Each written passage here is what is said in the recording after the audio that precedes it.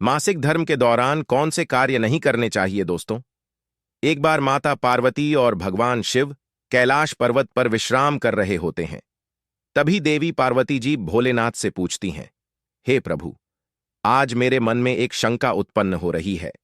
केवल आप ही मेरी इस शंका का समाधान कर सकते हैं। भगवान शिव कहते हैं, हे प्रिय, तुम्हारे मन में जो भी शंका हो, निसंकोच होकर पूछो। मैं तुम्हारी सभी शंकाओं का समाधान अवश्य करूंगा देवी। पार्वती जी कहती हैं, हे प्रभु, किस श्राप के कारण स्त्रियों को मासिक धर्म की पीड़ा सहन करनी पड़ती है? मेरा दूसरा प्रश्न यह है, प्रभु, एक रजस वाला स्त्री को कौन से कार्य नहीं करने चाहिए जिससे उन्हें पाप लगता है? भगवान शिव कहते हैं, हे देवी, आज तुमने मानव जाति के कल्याण के लिए बहुत ही उत्तम प्रश्न किया है।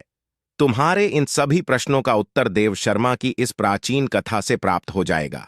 इस महान कथा का श्रवण करने मात्र से ही समस्त पापों का नाश होता है। जो भी पति पत्नी इस कथा को ध्यानपूर्वक सुनते हैं, उन्हें सौभाग्य की प्राप्ति होती है।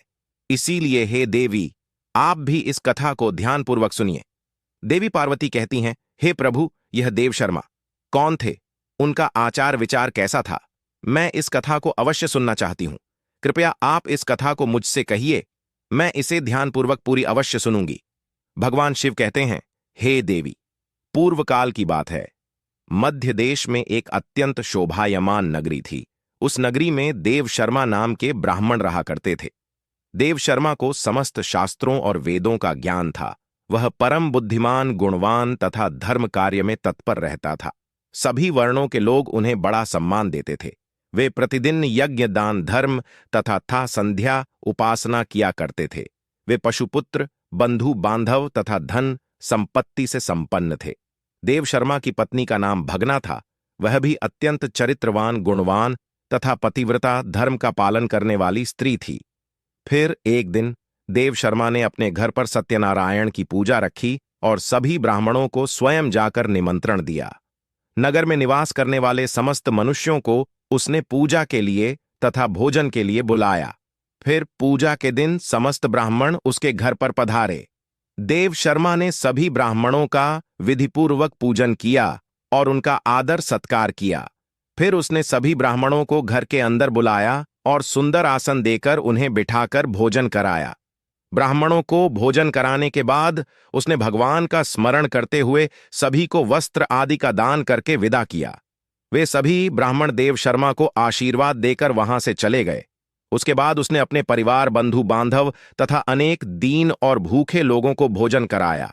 इस प्रकार से सभी को भोजन कराकर और पूजा संपन्न करके जब वह ब्राह्मण अपने घर के द्वार के सामने खड़ा रहा, तब उसने देखा कि उसके घर के सामने एक कुतिया और बैल बात कर रहे थे। उस ब्राह्मण ने उस कुतिया और बैल की पूरी बात सुनी तो उसे बड़ा आश्चर्य हुआ। वह कुतिया और बैल उसके माता पिता ही थे, जो पिछले जन्म के पाप के कारण इस जन्म में कुतिया और बैल बन गए थे। तब वह ब्राह्मण मन ही मन सोचने लगा, ये दोनों तो साक्षात मेरे माता पिता ही हैं, जो मेरे घर पर पशु बनकर आए हैं। किस कारण से इन दोनों को प्राणियों का शरीर प्राप्त हुआ? अब इनके उद्धार के लिए मैं क्या करूं? इस प्रकार विचार करते हुए उस ब्राह्मण को रात भर नींद नहीं आई और वह रात भर भगवान का स्मरण करते हुए सोच विचार करने लगा। उसने सोचा, मेरे माता पिता की मुक्ति का उपाय केवल मुनि वशिष्ठ जी ही बता सकते हैं। इसीलिए सुबह होते ही देव शर्मा स्नान आदि कार्य संपन्न करके मुनि वशिष्ठ जी के आश्रम पर पहुंच गया। आश्रम पर आते ही मुनि वशिष्ठ जी ने देव शर्मा का स्वागत किया। वशिष्ठ जी कहने लगे, हे ब्राह्मण श्रेष्ठ, आज किस कारण से आपका हमारे आश्रम में आगमन हुआ है? आप दुखी दिखाई पड़ते हो। आपके दुख का क्या कारण है? बताओ। देव शर्मा कहता है, हे मुनिवर, आपको प्रणाम है। आपके दर्शन से आज मेरा जन्म सफल हुआ है। हे मुनीश्वर, आज मैं आपके पास एक शंका लेकर आया हूं। कृपया आप ही मुझे इस दुख से बाहर निकाल सकते हैं। मैं अत्यंत दुखी और दुर्बल हो गया हूं।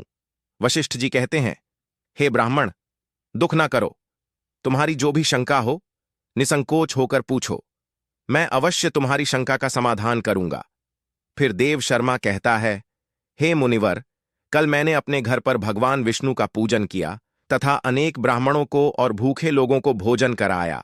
विधिपूर्वक भगवान का पूजन किया। फिर मेरे द्वार पर एक कुतिया और एक बैल आ गया। दोनों मेरे घर के सामने खड़े होकर बात कर रहे थे। सबसे पहले कुतिया उस बैल से इस प्रकार से कहने लगी, हे स्वामी, आज जो घटना घटी उसे सुनिए।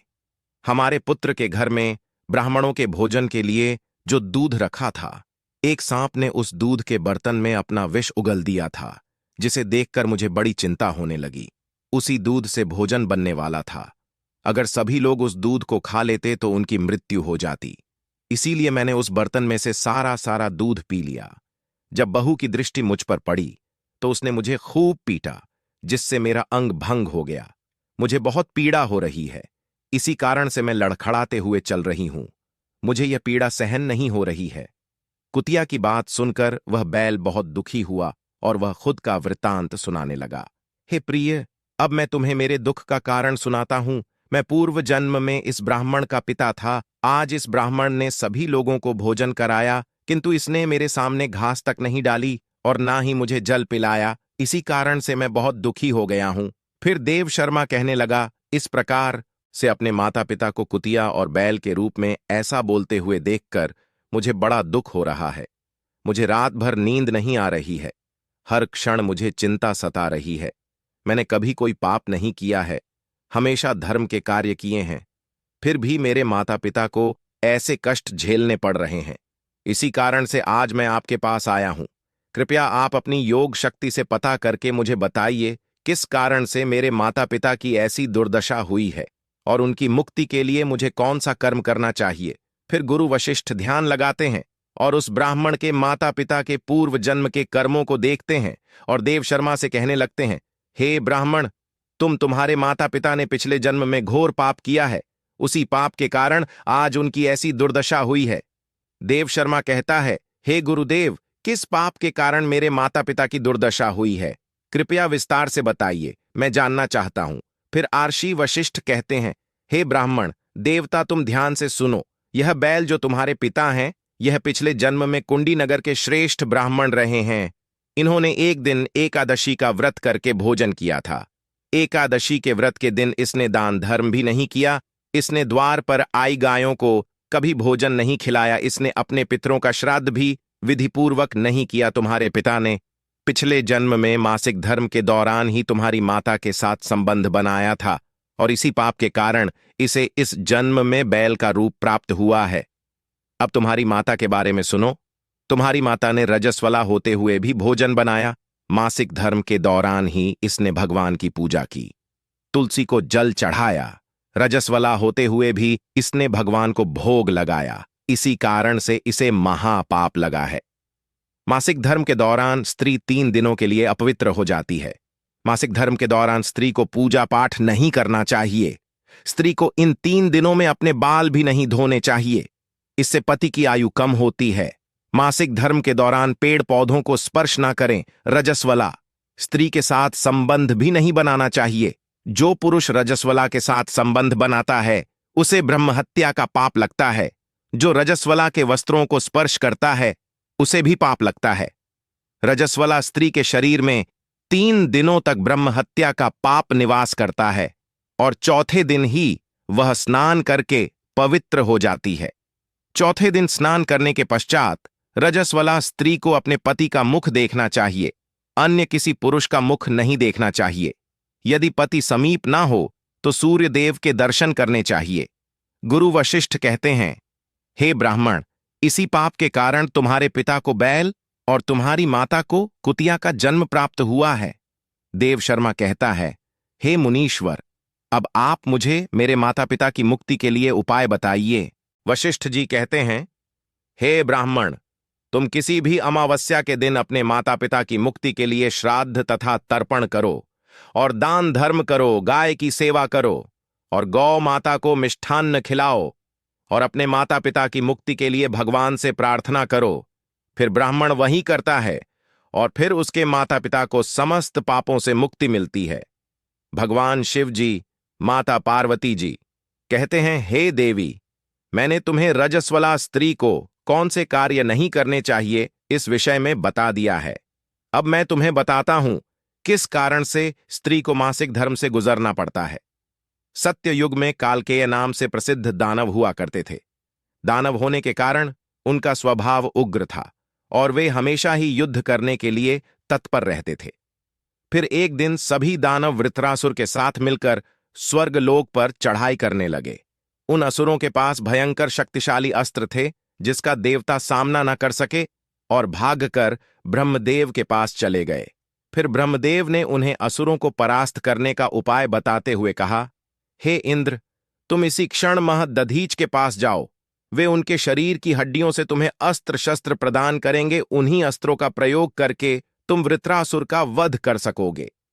फिर सभी देवता महर्षि दधीच के आश्रम पर जाते हैं और उन्हें प्रार्थना करके अस्त्र प्रदान करने की विनती करते हैं। फिर संसार के कल्याण के लिए महर्षि दधीच अपने शरीर की हड्डियों से अस्त्र शस्त्र निर्माण करते हैं। उन्हीं अस्त्रों में से एक वज्र नाम का अस्त्र होता है जिसे देवराज इंद्र धारण कर लेते हैं। फिर सभी देवतागण वृत्रासुर के साथ युद्ध करने के लिए निकल जाते हैं। देवताओं और दानवों के बीच भीषण युद्ध होता है।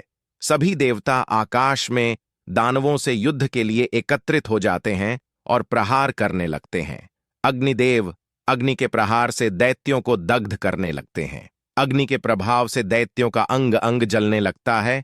फिर वरुण देव जल की वर्षा से दैत्यों को डुबो देते हैं जिससे दैत्य त्राही त्राही करने लगते हैं। अनेक दिनों तक इस प्रकार से दैत्यों और देवताओं के बीच में भीषण युद्ध चलने लगता है। फिर देवराज इंद्र और वृत्रासुर आमने सामने आ जाते हैं। दोनों के बीच भीषण युद्ध होता है और फिर देवराज इंद्र अपने वज्र का प्रहार करके वृत्रासुर को मार डालते हैं। उस दानव वृत्रासुर की मृत्यु होते ही उसके शरीर से ब्रह्म हत्या बाहर निकलती है और इंद्र का पीछा करने लगती है। फिर वह ब्रह्म हत्या इंद्र के शरीर में प्रवेश कर लेती है जिससे इंद्र को ब्रह्म हत्या का पाप लगता है। देवराज इंद्र ब्रह्मदेव के पास जाते हैं और उनसे ब्रह्म हत्या से छुटकारा दिलाने के लिए कहते हैं। फिर ब्रह्मदेव उस ब्रह्म हत्या को इंद्र के शरीर से निकलने की आज्ञा देते हैं और वह ब्रह्म हत्या इंद्र के शरीर से बाहर निकलकर ब्रह्मदेव से कहने लगती है, हे परमपिता, अभी तक मैं वृत्रसुर के शरीर में निवास कर रही थी क्योंकि उसने अनेक ब्रह्म हत्याएं की थीं। जब इंद्र ने उसकी हत्या की तो मैं इंद्र के शरीर में वास करने लगी। अब आप ही मुझे कोई उचित स्थान दीजिए जहां पर मैं रह सकूं। फिर ब्रह्मदेव कहते हैं, हे ब्रह्म हत्या, मैं तुम्हें उचित स्थान देता हूं। फिर ब्रह्मदेव ने ब्रह्म हत्या के 4 भाग किए और कहा, हे ब्रह्म हत्या, तुम्हारा 1/4 भाग अग्नि के भीतर रहेगा। जो भी मनुष्य अग्नि को आहुति नहीं देगा तुम उसके शरीर में प्रवेश कर लेना तुम्हारा। दूसरा 1/4 भाग जल के भीतर रहेगा। जो भी जल में थूकेगा अथवा मल मूत्र का त्याग करेगा तुम उसके शरीर में प्रवेश करोगी। फिर तीसरा 1/4 भाग पेड़ पौधों और वृक्षों के भीतर रहेगा। जो भी मनुष्य अकारण ही वृक्षों को काटेगा उसे भी ब्रह्म हत्या का पाप लगेगा। फिर ब्रह्मदेव ने अप्सराओं को बुलाया और कहा, हे अप्सराओं, इस ब्रह्म हत्या का 1/4 भाग तुम ग्रहण करो। अप्सराएं कहने लगीं, हे प्रभु, आपकी आज्ञा से हम इसे ग्रहण करने के लिए तैयार है, किंतु हमें भी इससे मुक्ति का कोई उपाय बताइए। फिर ब्रह्मदेव कहने लगे, हे अप्सरा, जो भी पुरुष रजस वाला स्त्री के साथ संबंध करेगा उसके अंदर यह ब्रह्म हत्या प्रवेश कर जाएगी।